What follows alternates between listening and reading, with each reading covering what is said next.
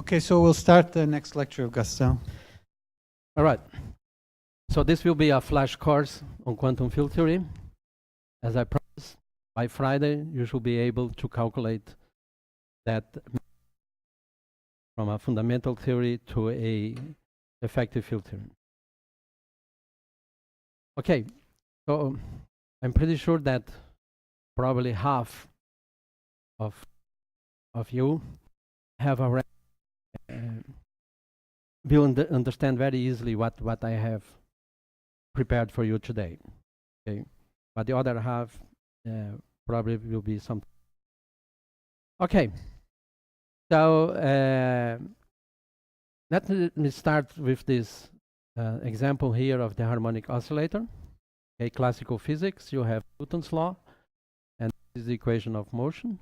Everybody knows by now how to solve this equation. Okay, you can also derive this equation from Hamilton's equation or from the Lagrangian formalism, right? I think this is well known to all of you. Okay, now we want to quantize this. So what is the meaning of quantization? Is to put a hat on the quantities, right? So that I did here. Okay, hat on these quantities. Okay, and the equation of motion now are the Heisenberg's equation of motion. Okay, and more generically, if you have an operator that depends on x and p, right, is observable, say, or not, this is the equation of motion of that. And from there, you can calculate expectation values and all what you, and eventually compare with experiment. So let me rephrase this problem now in terms of what you know also, which is these ladder operators, creation and annihilation operators. Okay. So the first thing I will do for a future reference is to get rid of the mass by defining a new operator, which is Qm. Okay, and then I can rewrite my Q, my Hamiltonian, sorry, 1/2 of Q dot square plus 1/2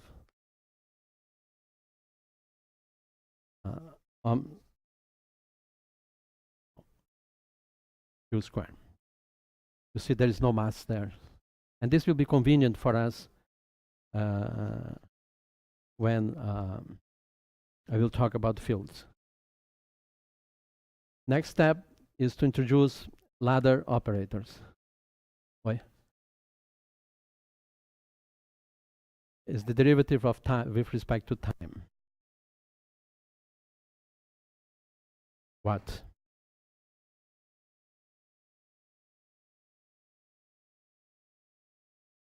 Where are you referring to? Ah, because this is P. Q and because M is like being M equal. Sorry, that's okay. Precisely that. Use ladder operators, which means that Q of T solutions can be written as H bar 2. This is standard, okay, but we will need that.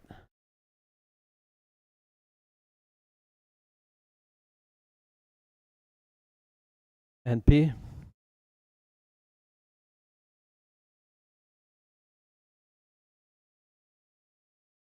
which is just the derivative of that, then it comes out an M here, and so this is simply minus I H W 2 A.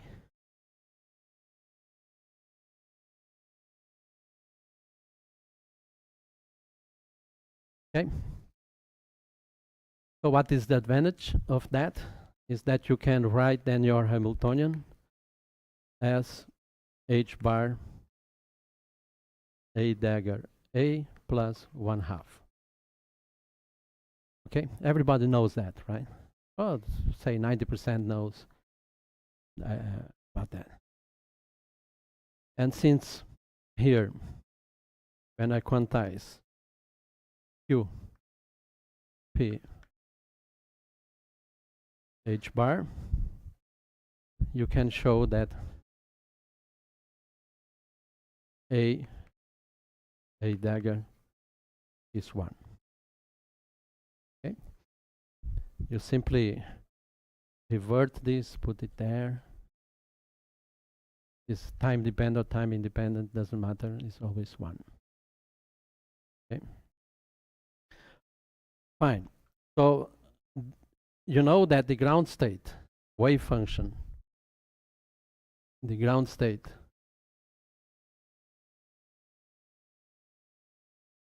of the harmonic oscillator is psi 0 of Q. E is Q psi naught.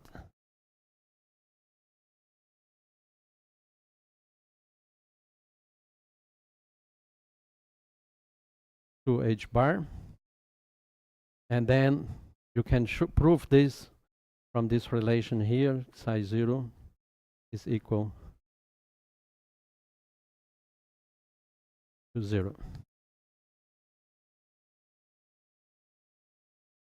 And you can also show that H on this ground state here, okay, I have to make one step further here, is Q 0. What I mean is that psi 0 is denoted like a 0 here. So the ground state is like the vacuum, we call it vacuum. Okay. So then A acting on the vacuum gives 0, and H acting. So this is the ground state energy of the harmonic oscillator. Okay. From this, we can do this in the Schrödinger equation, all that, you'll find this. It's a different way of rewriting that. Okay? And the last thing here is A dagger A. Okay. I need more space.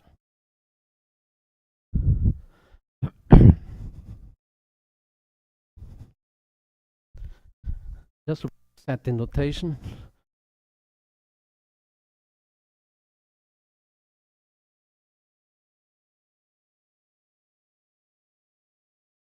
So 0 is the ground state. 1 will be the excited state, first excited state.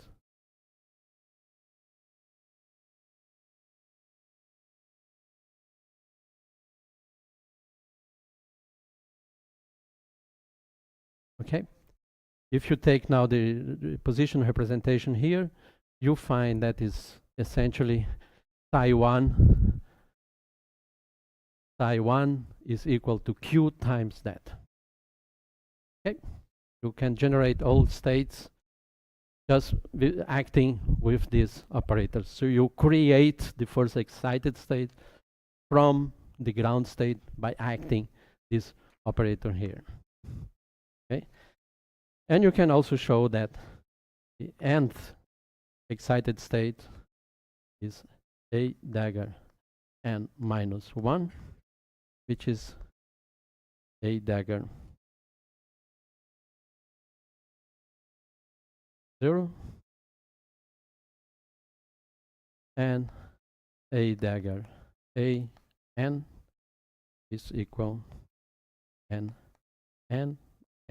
is an integer. All this you can prove. You have proven that in your quantum mechanics course and all that. Okay? So if I take now the coordinate representation of these states, I get the wave functions are used. Fine. So now apply this formalism to quantize a very well known field to you, which is the electromagnetic field.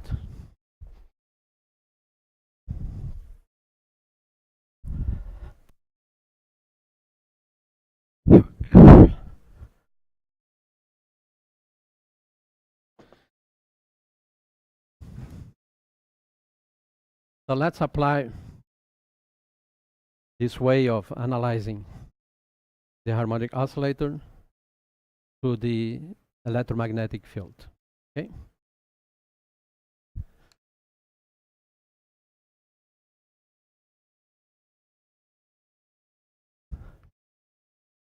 So classically,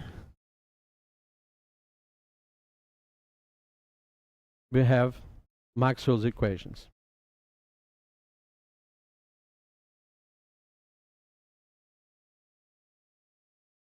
By the way, my notes are on the web page, so you can always follow there. Okay. Rotational of E, 1 over C, dB dt, and rotational of B,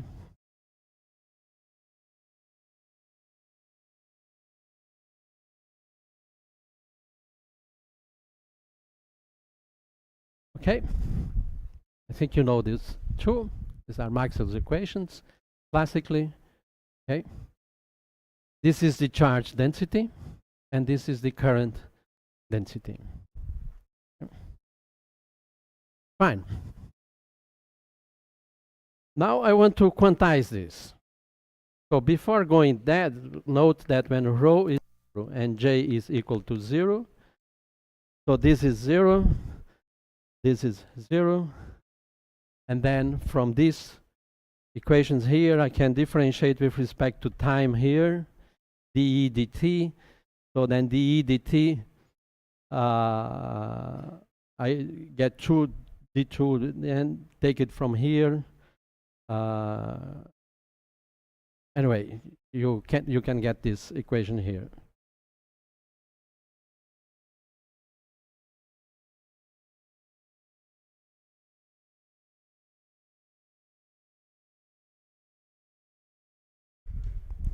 What equation is that one? This is the wave equation for the electric field. They follow from this. Put equal to 0 here, 0 here, differentiate this equation, put one in the other, and you get that. Same for B. So E and B in free space propagate as waves. Okay. Now I want to quantize this.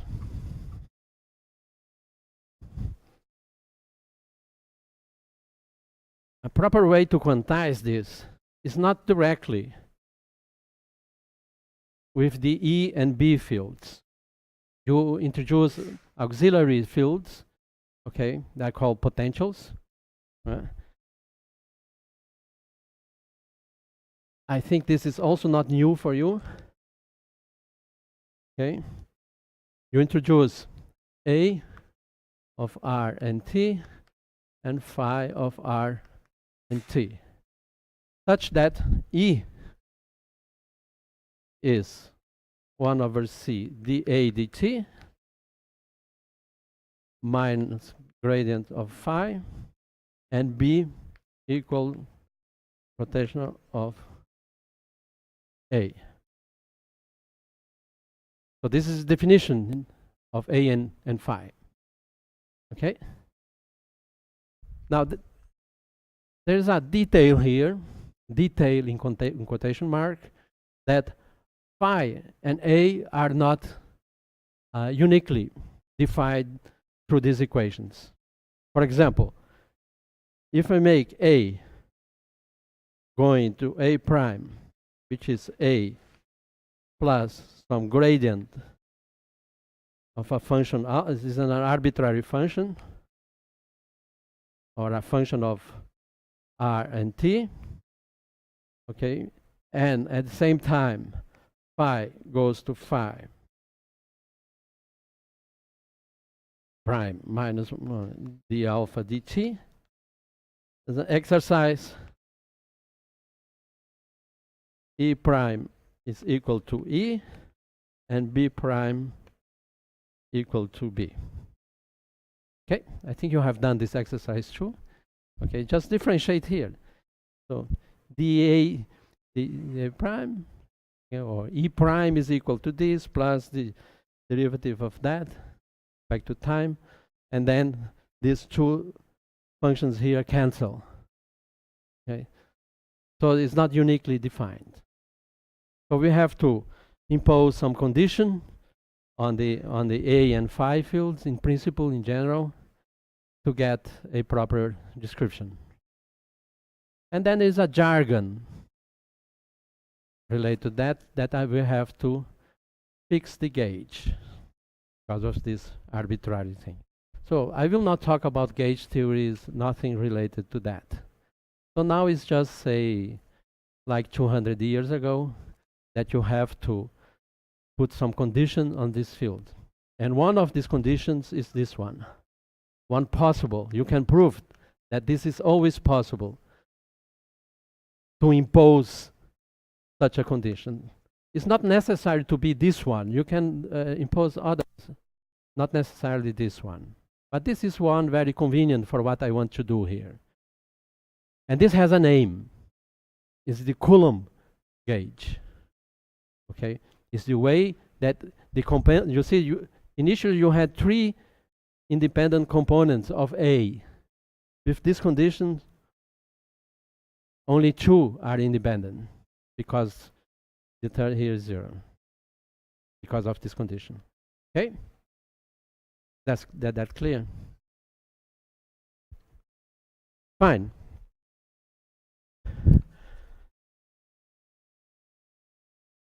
And one thing you can show now is the following. When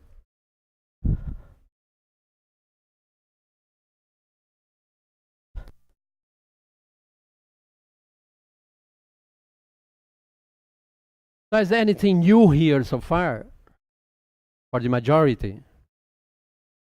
No, right?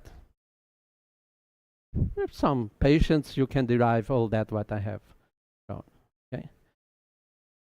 All right. The other thing you can show now, when rho equals 0 and j equal to 0, what is the meaning of that? Is that I'm looking for E and B fields in a region where there are no charges, static or moving, or currents or static charges. Okay? So I'm in a region free of charges and they can be outside here that generate the fields or something like that, but here it's just E and B. Okay? For this case, you can show then using the definitions of E and B in terms of A, that the Laplacian of A minus 1 over c squared dA dt is equal to 0. You can also prove that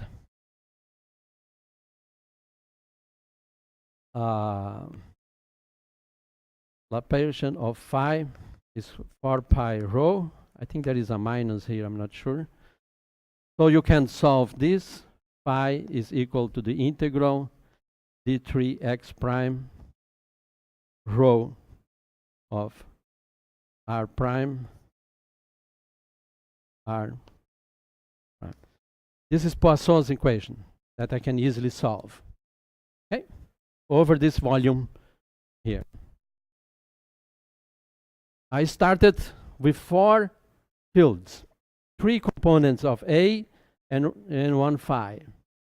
With that condition, I killed 1A, and this kills the others. Because this, given that, I find this in general here. Okay? So when rho and j is equal to 0 is that, and if rho is 0, this goes to 0 and rho is 0. So phi can be put equal to 0 in this region. Okay? So I'm left with that. Okay? The aim is to find A, say, to solve this equation, but I want to quantize. And what is the meaning of quantization? Is to put an hat on the top of that, right? And I'm going to do precisely the same thing I did with previously. Okay, there I had X and P's. Now I have other objects. I have A here. This is an object different object. But anyway, let's try to put a hat there. But before that, it's easier to put a hat in momentum space.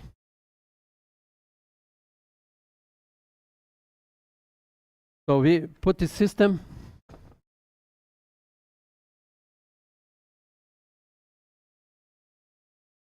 in a box of side L. Okay, so three-dimensional box of side L. So A of R and T, in this case, I can write sum over K, L 3/2 e to I K dot R A K T. Is the Fourier decomposition of that field. Okay. And I will now replace this into this equation. Okay. I think everybody sees that. First, a trivial observation, which is divergence of A equal to 0 implies K dot A K of T equal to 0. Right? Because I take a divergence here, this K drops and acts here. If this is 0 for arbitrary fields, so this must be 0. Okay, that means that field is transverse to this wave vector. Great. So then since this is time independent because this is equal to 0, it means that I can write A of K like something that depends only on a polarization times a Q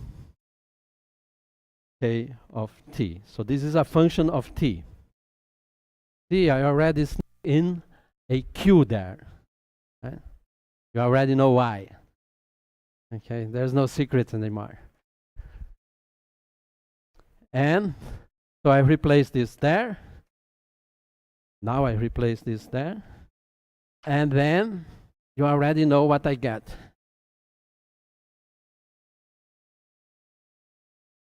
I get, well,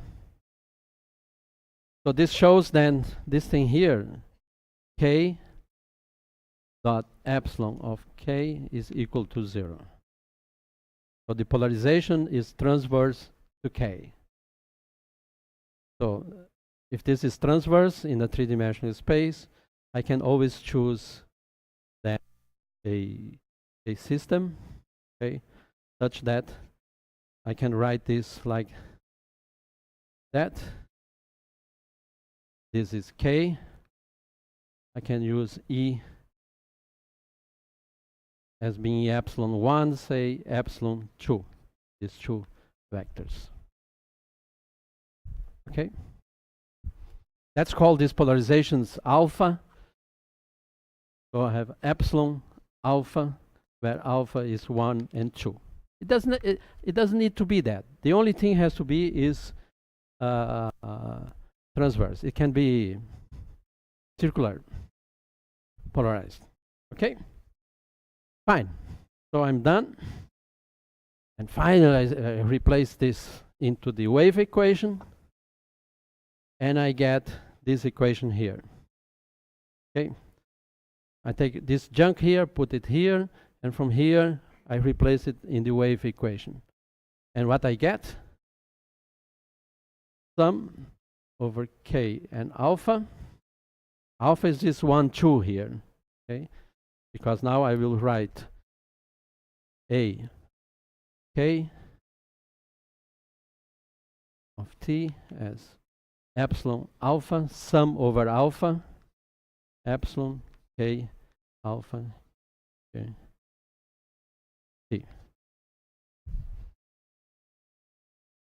So the vector character of A is taken care by epsilon. And since it's transverse, I have chosen that, made that transverse. So when I put it here now, I get modulus of k square, t square, q alpha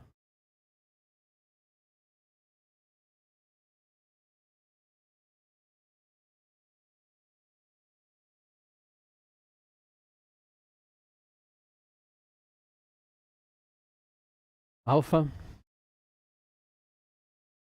of t plus q, two dots, q alpha t equals 0. Can you see this? Can you see that this follows from here? Laplacian will act on the exponential there, okay? You'll bring that k squared there. 1 over c squared comes here, k squared c squared q, and this gives you double dots, double derivative with respect to t on that. Okay.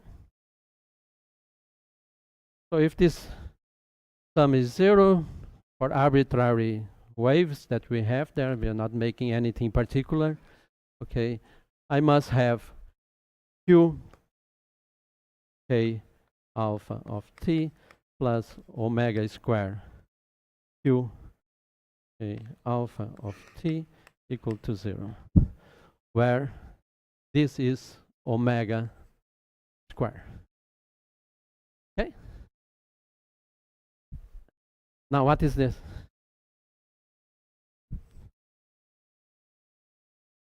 This is the equation of motion of the harmonic oscillator. Okay. But what is oscillating here? What is oscillating is the amplitude. Okay. This object here is oscillating. Okay. But this is a wave. If you look at it, depending on your view, this is, and it's our harmonic oscillator. Okay. It's not a big deal. Okay. Now, if I want to quantize that, what I will do? Put a hat here. And this was what people did, 1930, 1928. Heisenberg, Jordan, Pauli, when they quantize the electromagnetic field, they did precisely this. Put a hat there. So then, now I have to extend. These are classical fields as a function of r and t.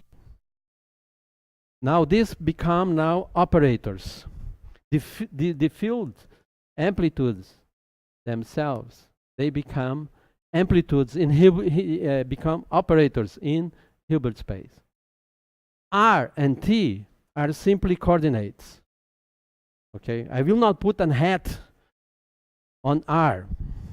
Okay, I'm not putting a hat here. Okay, I put a hat here and here. Okay, so R and T is where things happen. Okay, present these amplitudes in Hilbert space, and there you will have states. Okay. States, eigenstates, and all that of these operators. Observables will be functions of A, like the energy, like the momentum that a wave usually has, okay, has a momentum. But the momentum is not minus h this. It's given in terms of this thing. Is a generalization. Understand that? This is the big jump from quantum mechanics of particles to fields. The fields become the dynamical variables, not the positions r and t. This is simply our reference frame where we are going to study this thing. Okay? Fine. Now, you start appearing many, let's call this lambda, okay? The joint momentum and polarization, call it lambda, okay? And again, I will then define ladder operators, because this is a harmonic oscillator. I will follow what I have done for the harmonic oscillator, will repeat the same thing. I had Q appearing before, I have Q appearing again here, so I simply repeat this. Q lambda of T is equal H bar to omega K. Remember, before I have had only one harmonic oscillator. Now for each value of Q, I have an harmonic oscillator. I have then the electromagnetic wave becomes a set of harmonic oscillators. For each K, I have a harmonic oscillator. Lambda is K and alpha. So for different alphas is the same frequency, because it comes from K times T, has nothing to do with alpha. Okay. A lambda. I put it here just now for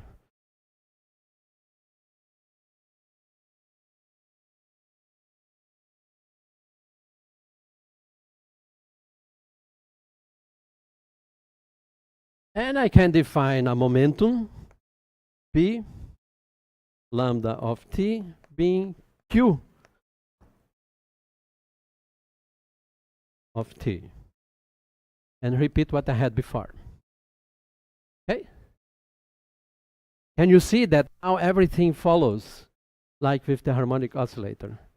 The only difference is that for each K, for each momentum here, for each wave number, I have a different harmonic oscillator. Okay? And the energy, then we know how to write it. I just wrote it before for the harmonic oscillator, but now the energy for each of these modes, okay, you know how it is. E for each mode is H bar omega lambda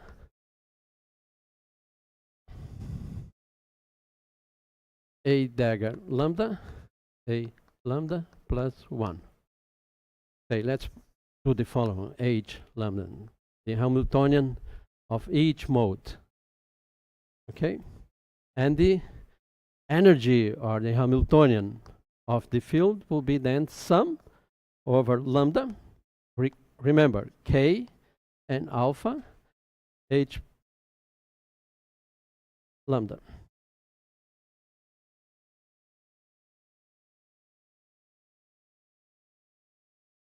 Okay? Sorry, there's an error here. You guys are sleeping. 1/2.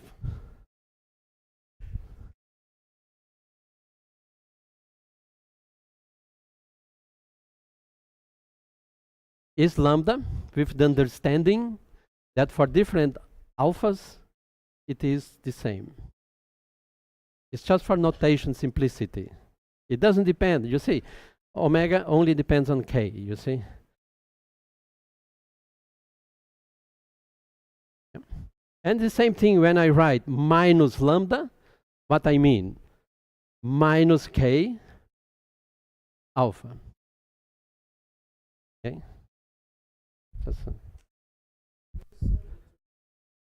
Yeah, I was going to that. So what happens? If I go to infinity, what is that? Yeah? No, it's the cosmological constant. Of course, it's what are you laughing? It's the cosmological constant. Okay, because this is the energy of the vacuum. Right? So what is the vacuum of this field? 0. I know that A lambda is equal to 0. Okay? So if I apply this H to the vacuum, how much is this? Sum over lambda, H bar lambda over 2. How much is that? Infinity. So the cosmological constant is infinity.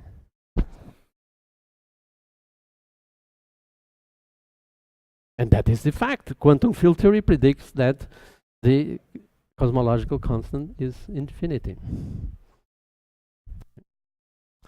But there are observations that say that the cosmological constant is close to 0. Where did this energy go to? I don't know. Is the biggest. It's not actually infinity. Why? Because this I have to sum over the entire volume, and the universe is finite. So this is a huge number, but it's finite. But contradicts experiment. Right? This is the biggest embarrassment in theoretical physics. You don't know what to do with that. I'm not joking. The same thing. Is this clear? That I have quantized the electromagnetic field. Okay? Let's think a little bit now. You see, this thing here has integers in values. A dagger A has integer eigenvalues. So the energy is a sum over integer amounts of energy, right? 1 time I got h bar over 2 plus 2, 3, 4, 5, 6, 7, and so on. So it's discrete. So the electromagnetic wave is made out of packages of energy, of an integer number of finite energy, which depends on the momentum. This looks like particles. So what are these particles? Photons. Okay. So here we got the photons. So the quantization of a wave leads to particles. So particles are the quanta of the field.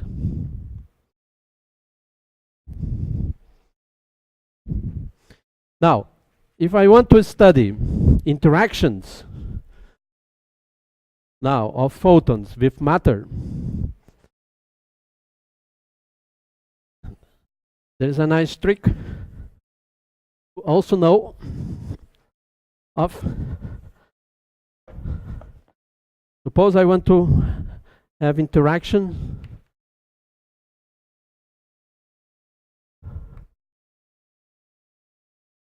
of photons with non-relativistic charged particles.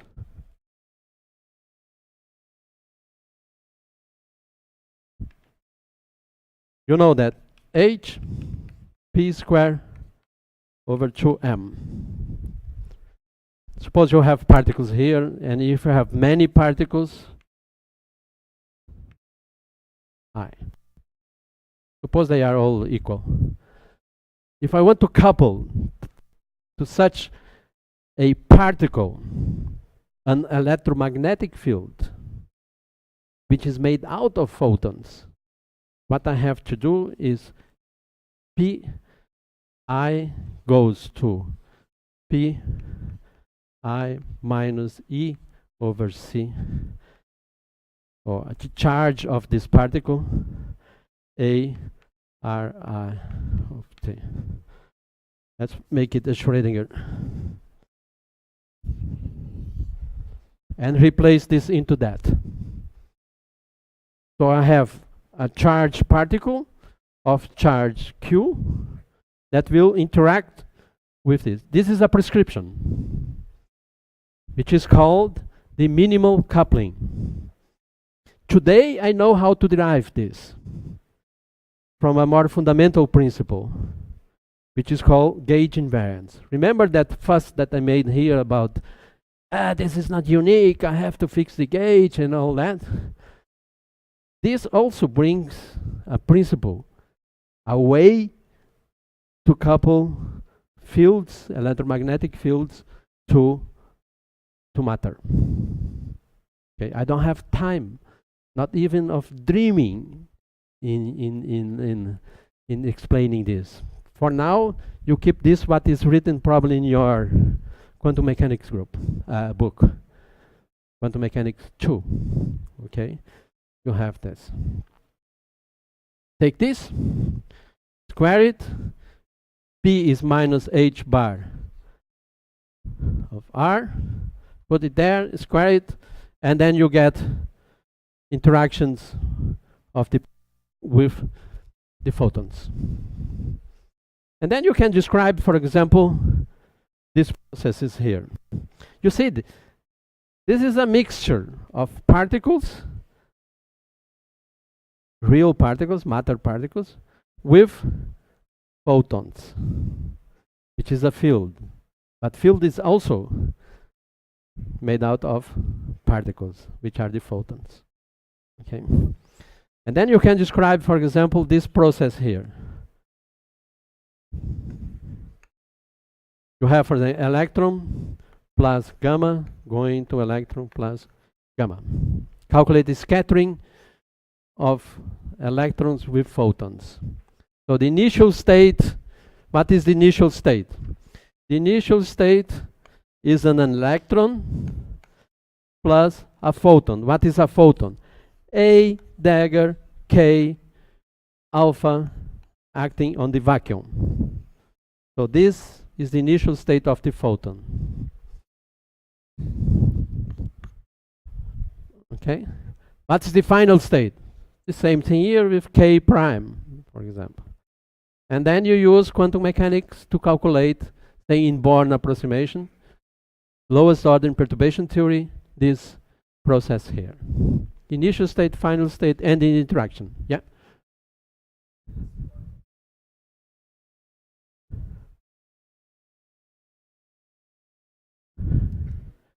Yeah, and then I have to have this one too. Not for this process, but for others, yes. You can study electron, Bremsstrahlung. What is Bremsstrahlung? Bremsstrahlung is if you have some force acting on an electron, a bending electron will emit radiation. Okay, this is called Bremsstrahlung. Again, you can calculate using this Hamiltonian, and so on and so forth. You can study also, say, electron-proton scattering. Proton, electron, photon, proton, electron. So this has in the initial state, it has a photon. This also has an initial and final state. This has in the final state a photon, in the initial and final state a photon. This doesn't have. Okay, this is simply electron scattering from a proton. It goes through the exchange of a photon. Also comes from here. And so on and so forth. Okay? This is your first quantum field theory. Okay? Put a hat on this thing and keep going. Okay? And apply quantum mechanics rules and go ahead. If something goes wrong, then you start thinking. Then comes gauge invariance, and many other things. Okay? But for my purposes, say this is the fundamental theory. Can we simplify this? Okay, to make such calculations, and that will be then through a effective field theory. Okay, we will start with such a field theory and make something here to, but this is still ahead. Let me go to another field. Okay, which is also not very abstract. It's actually very concrete, which is a scalar field.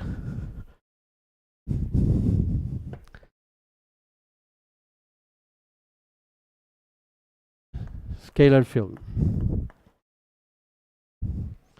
Imagine you have a system where you have one particle here, another one here, another one here, another one here, another one here, another one here.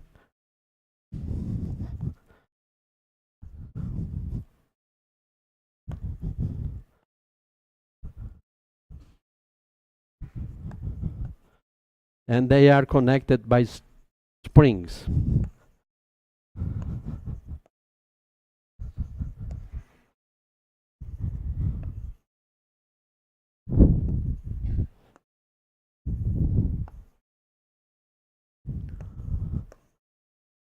And so on and so forth. You can imagine that, right? I call this Z's bed or matrix.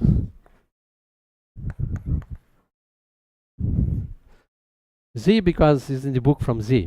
You know this book by Z, right? That explains you quantum field theory in a nutshell. So a lot of these lectures comes from there. Okay.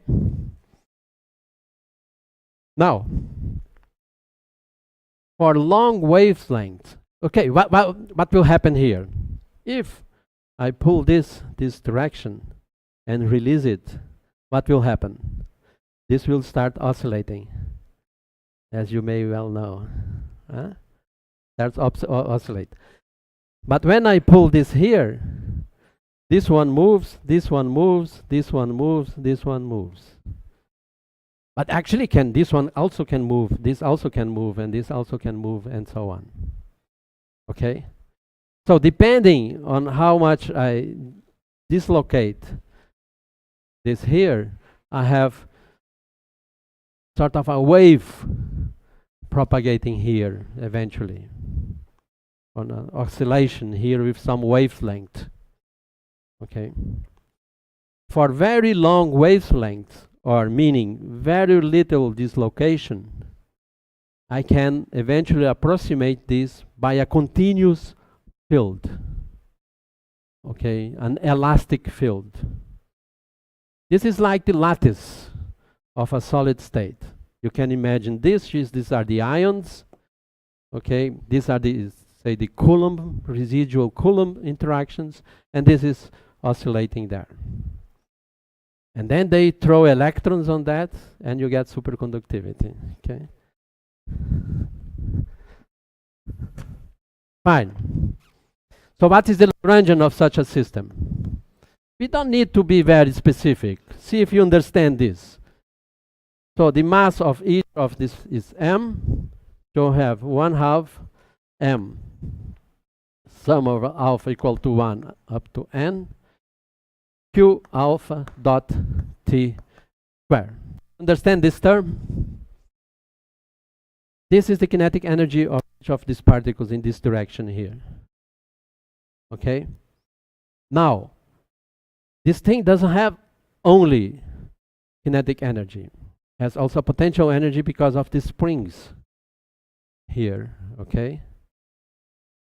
But for small enough dislocations, okay, then is a potential energy of Q of T. Now, this potential energy, see if you understand this, 1/2 sum alpha beta Q alpha Q beta. The harmonic approximation will be just to keep this term here. Say when alpha is equal to beta, this is Q square. Kinetic energy minus 1/2 K Q square. But remember, when I pull this also moves. It's not only this one. So there is an interaction with the neighboring point. I can actually have with this one too. So I can have another one here. say plus some alpha, beta, gamma, G alpha, beta, gamma, Q alpha, Q beta, Q gamma, and so on and so forth, in principle. Okay? So what is this term here? This term is when this is moving here, say this and this and this are moving. This and this are moving together. Okay? And so on and so on. We don't need to be specific about G and K. You can think an entire night now how exactly when this goes up, this goes down, and you can have a representation for these K alpha betas here. Okay? But don't delve into that. Okay? Is that clear? Fine. So what is the equation of motion once I have the Lagrangian? What is the equation of motion for each of those?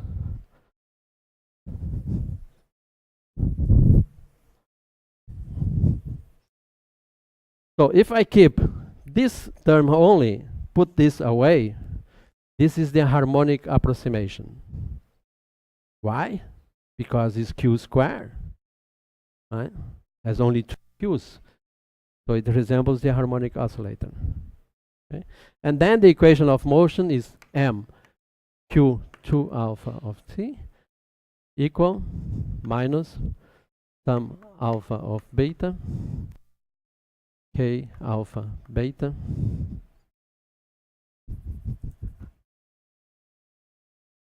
q beta.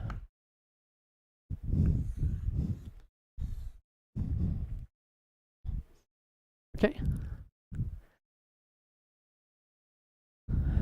Now I can, easy way to solve this, make this, since this is harmonic, I expect this will oscillate, say Q alpha. You put it into there, at the end of the day you get sum over beta m omega square delta alpha beta minus k alpha beta k beta. So this is the characteristic equation for that thing. Okay, and you want to know omega. Omega you don't know. This is a matrix. Yeah?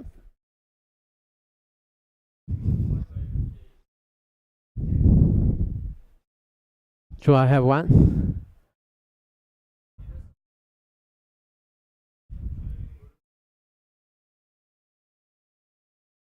K alpha beta is here. Q, this one? Now this is the equation of motion already, because I have dl dq minus d dt dl dq dot. So when one of the q's here is killed in the differentiation, then what remains there is only that.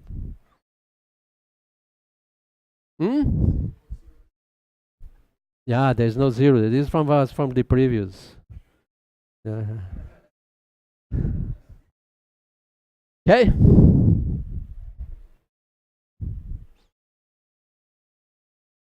So then you find, how many omegas will you find? The number of things you have here. Okay. So what are those omegas? These are the characteristic frequencies of this thing here. There is one very trivial here. 0. What is that one? Is the zeros mode? Everybody moves together. Right. Yep.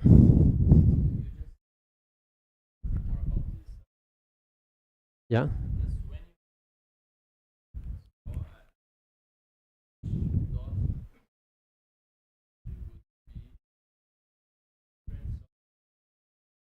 Yeah, it's only the Q is relative. Q is already the relative coordinate. Very well, good. Is the relative, only relative displacements matter here. So Q is the relative displacement. is already, sorry, I did not call this. Q is the relative displacement.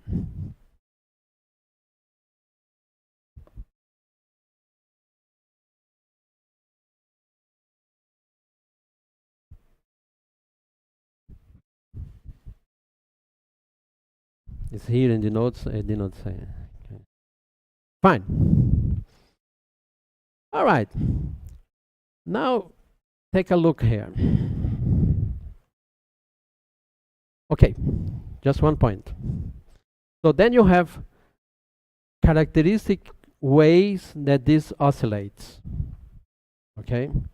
So if you had a string, sorry, string, but anyway, always recalls me string theory. So you have this, you have, say, another string can do that. So these are the normal modes. These are these omegas for this case here. Okay? So these are the characteristic ways that this thing can oscillate. They are what? They are like quanta of oscillations, if I put a hat on the top of that, like quantum of oscillations of this thing here. They have a name, phonons. It's like the photons, okay? But let's make it a bit more precise.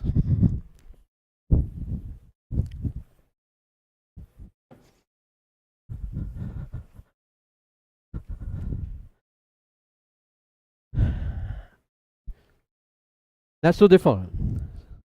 This is important, I will write it down. Suppose we are interested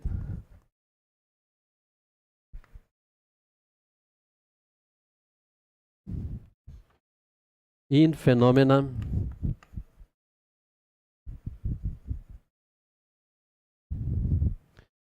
on length scales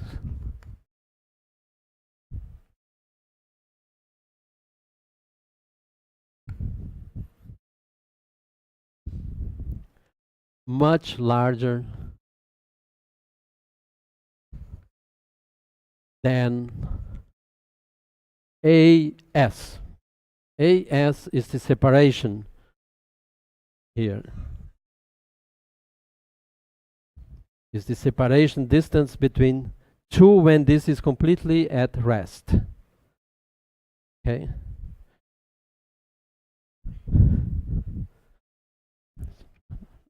This is the lattice spacing, another way of saying it. So what is this? So what is my interest? Are oscillations, this wavelength here of the oscillation are much larger than the separation. It means what? Is a collective motion of many of those that move together, and the distance between one maximum and another one is much larger than this AS. Essentially what we are saying, we don't care about the microscopic thing here that made up where this wave comes from. Okay?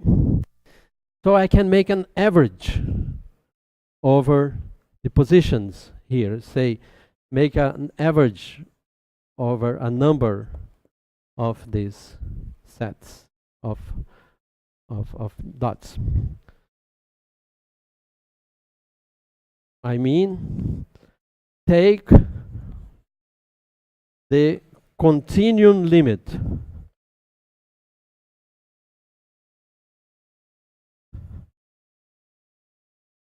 that is effectively take AS to 0.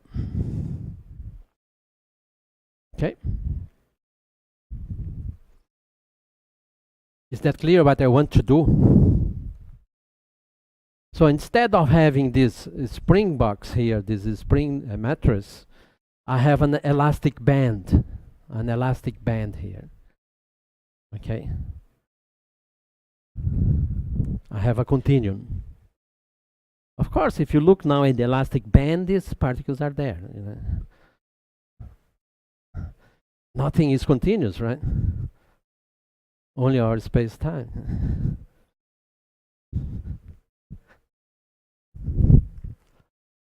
Fine. So then I have Q alpha of T. Okay. So alpha is a discrete number, you see here. This is alpha. 1, 2, 3, 4, 5, 6, and so on. I have one Q, one displacement for each of those particles. And I will replace this now to Q of X T. You see here. From discrete to continuous. Because when I look at this thing here, I don't see the distance between and the other. So it's like this alpha becomes a continuum. So this now becomes, then this Q, this displacement, is a function of where I am in this lattice. Okay. Before I was here in alpha equal 1, alpha equal 2. Now I have a continuum. If I look it very far from there, this is so close to that one that in fact this is like a continuum. Okay. Now this now is a function of X and T. It's ugly to write in that way, right? Let's write it. Change notation, phi of X. It's much more fancy, right? Where X now is the 4 vector. X is X and T. Okay?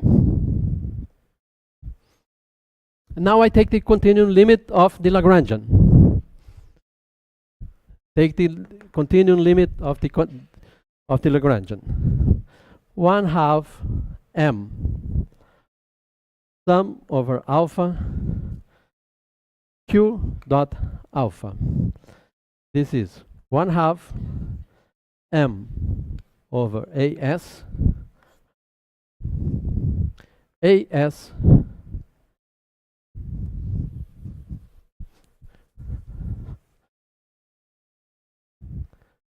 sum over alpha dq alpha dt. I have not done anything. I just divided up by as and multiply by as. Okay? So, what is that?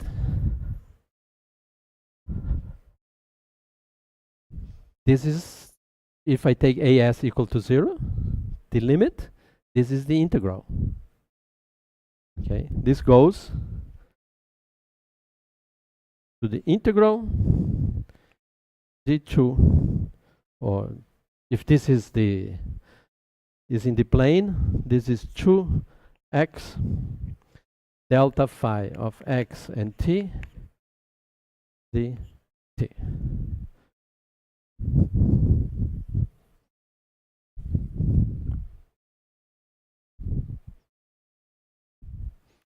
I can square it. If this was only that, put a square here, and I have square here. Yep. I can do it more precisely, a little bit better here. Put alpha plus 1 minus alpha plus 1, and so on and so forth. Okay, and I get this. Okay, and I will call this thing here 1/2 of sigma. So this is what? M over the space, or is the mass per unit of length scale. So this is a density, a mass density, a linear mass density. If it would be a cube here, d3x. Okay, the same I do here now. This is an exercise. It's done in Z's book, okay? Look it up because it's already almost done, okay? I can write V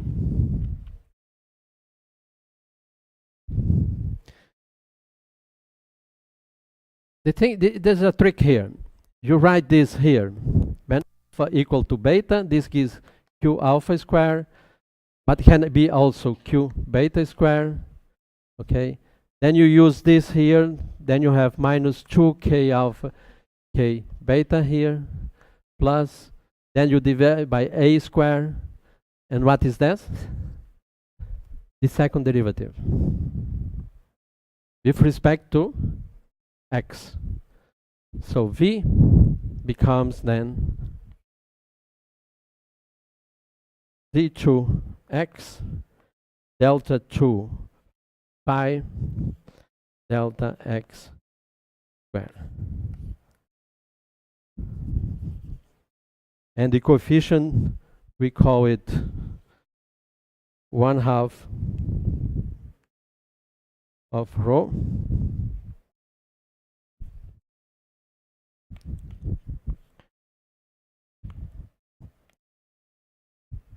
if this is 3-dimension. You see here the Laplacian?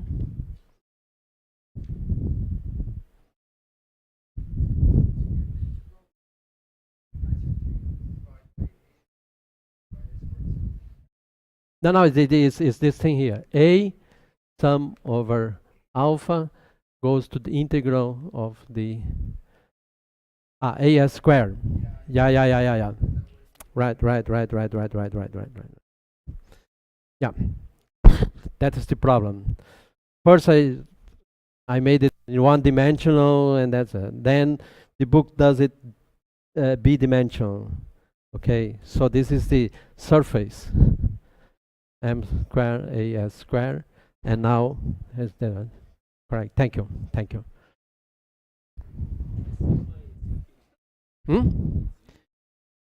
Yeah, but then this is the Lagrangian density. It becomes the Lagrangian density.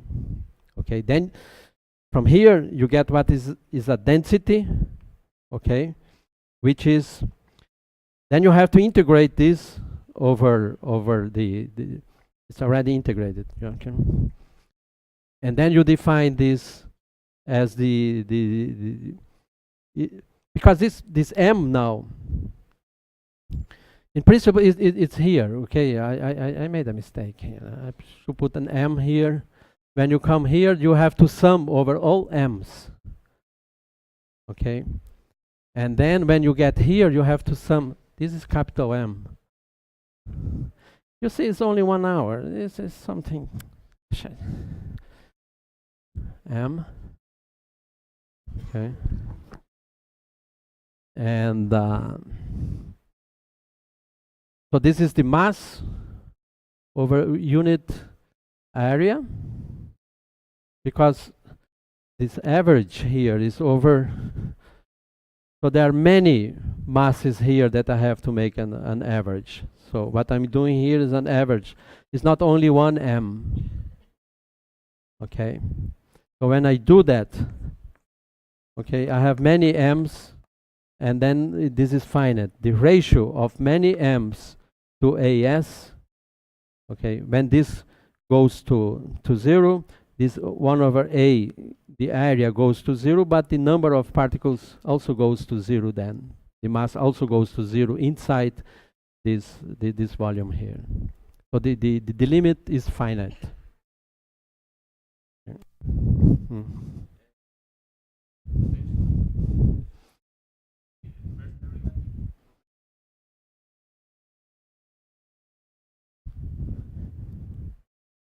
Now it's the second, right? Because it appears this thing here. I think it's the second. No, you are right. You are right, because, well, it's done properly here in my notes, okay? I wanted to do it very, very fast. You are right, it's defined. You get the Laplacian when you integrate by parts. Okay, here I have to make this very carefully. Okay, when I have that, I have k alpha. That is what? K alpha minus k beta square. Okay. This is the square. Okay. Now this, if I divide by AS and multiply by AS square, this is the derivative square, which is there. Thank you. Fine. Putting all together. And tonight you go through my notes with this book on your side, and you get a Lagrangian, which is of the following form. S of Q is dt L of Q. When you take the continuum limit, so what time I have to finish? How many minutes ago? It goes to 4:10, right? 3:10. Now 3:40. It's just 2 minutes ahead. That's okay. So when I take the continuum limit, this gives dt. Okay, so this bit here is that bit that I just did. So this goes to the integral d2x of something that I call L of phi. And L of phi, I'm finishing.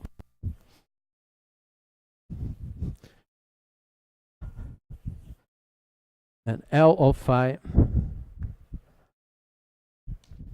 is 1/2 sigma d phi dt square minus 1/2 rho gradient of phi square.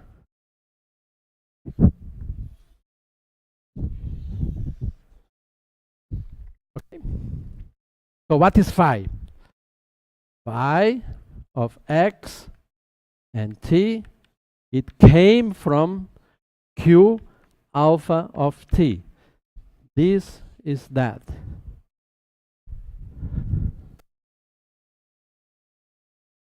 So is the Lagrangian of a continuum system. In the harmonic, it's like an elastic matrix, continuum, okay, that oscillates in the vertical, vertically, and this is the amplitude, relative amplitude of oscillation with respect to the, say, to this rest function. This is a continuous field theory. Okay? Now you already know what will happen if I want to quantize that. What will I do? Take the equations of motion, make the Fourier transform. What equation I will find for the Fourier components of those fields? The harmonic oscillator. Okay, it's the harmonic oscillator with some frequencies. Okay. Then I quantize that. They will describe what? Particles. And those particles are the photons in the continuum limit. Okay? So then I have the photons. Okay? Yeah? Huh? No, not only when I have this and this. Now, if I include this term here, I will have more junk here. And these are the interactions. Okay? This will be the anharmonic, in the context of the photons, this will be an harmonic, okay, couplings.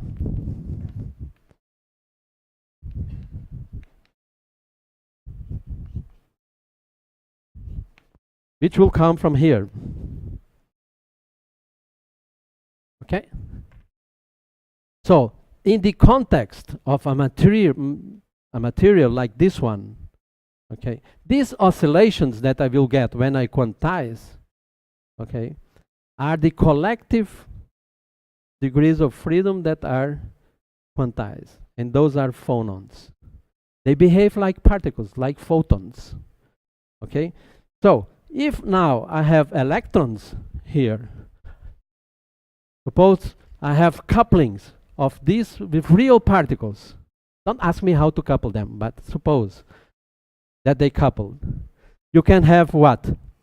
An electron and an electron. Of course, there will be Coulomb interaction. But it can also have phonon interactions, because this has particles there. Okay? This is, I'm finishing, Nathan. This is repulsive. Have an electron, and this is repulsive.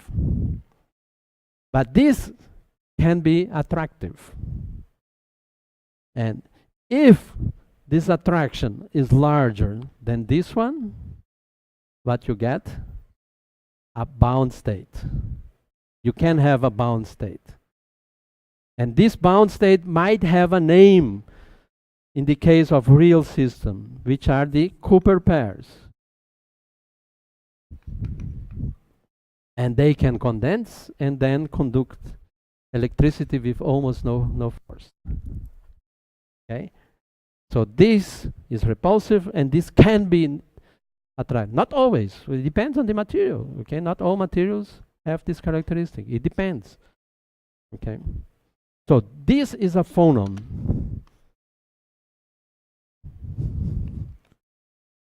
And this is a photon. Okay? So what is the phonon? Again, you expand this in Fourier components. Okay? The Fourier component oscillates. Put a hat on that. Then this you expand in creation and annihilation operators, and they describe particles. Okay? So this was a derivation of a field theory from a discrete system. But I could start now just using symmetries and things like that and build this as an effective theory for that system. If I have time, I will do that. Okay, let's finish because Nathan is here.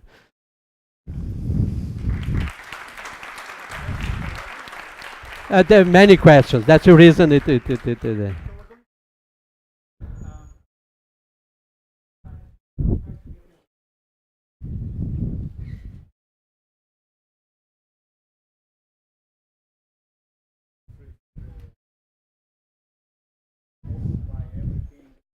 Eu vou lavar minhas mãos. Não tira foto sem eu.